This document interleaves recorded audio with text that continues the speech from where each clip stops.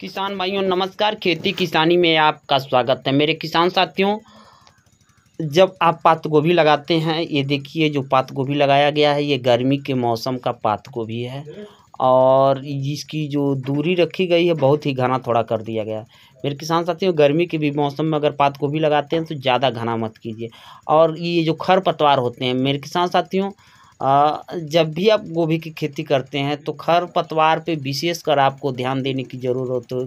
आपके खेत में ज़्यादा खरपतवार ना हो, क्योंकि आप जो भी खाद डालते हैं, जो भी फर्टिलाइज़र डालते हैं, जो भी माइक्रो न्यूट्रिएंट्स डालते हैं, वो आपकी फसल में क्या करता है कि जो खर होते हैं, जो खरपतवार होते हैं, वो सारा का सारा वो ले लेते हैं, सारा का सारा उसी पे सूट करता है और आपकी फसल जो होती है वो ग्रो बढ़तवार रुक जाता है। यहाँ पे देखिए गर्मी के मौसम में पात गोभी लगाया गया है। इस समय ये पात गोभी धीरे धीरे अब फूल बनाना चालू कर रहा है, लेकिन इसकी निराई गुड़ाई अच्छी तरीके से नहीं हुई है।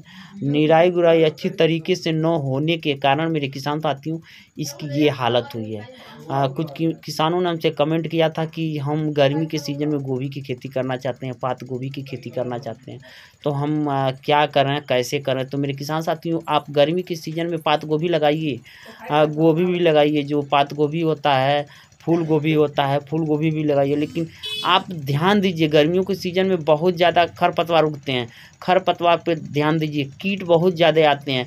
कीट सिर्फ आप रासायनिक दवाइयों पर निर्भर मत करिए। कीट अगर लग रहे हैं तो इतने कीड़े लगते हैं, आप कम से कम आप जैविक दवाइयों का भी प्रयोग कीजिए, उसकी ज़मीन में भी प्रयोग कीजिए, ऊपर से स्प्रे भी कीजिए।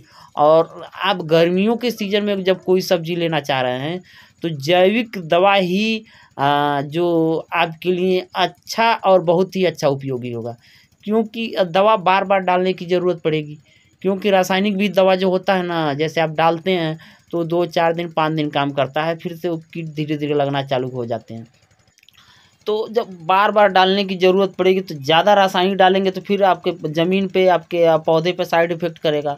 तो इसलिए जो जैविक खाद डालेंगे, जैविक जो कीटनाशक डालेंगे, वो साइड इफ़ेक्ट नहीं करेगा। जैसे नीम ऑयल है, आप मान लीजिए हफ्ते में 2 बार उसका स्प्रे कर रहे हैं, 4 हफ्ते या 8 हफ्ते आपको स्प्रे करना है, 8 ही हफ्ते स्प्रे करना है, तो आप क्या करेंगे, 16 बार स्प्रे करेंगे।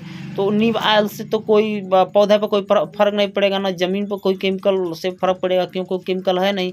और कीट है ना, कीट जो है एकदम बिल्कुल आएगा नहीं।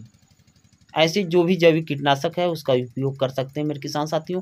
और खरपतवार बिल्कुल नहीं उगने दें, अन्यथा आपकी फसल बर्बाद हो जाएगी, आपका नुकसान होगा। ये जो किसान लगाया है ज़्यादा मुनाफा नहीं कमा सकता मेरे किसान साथियों।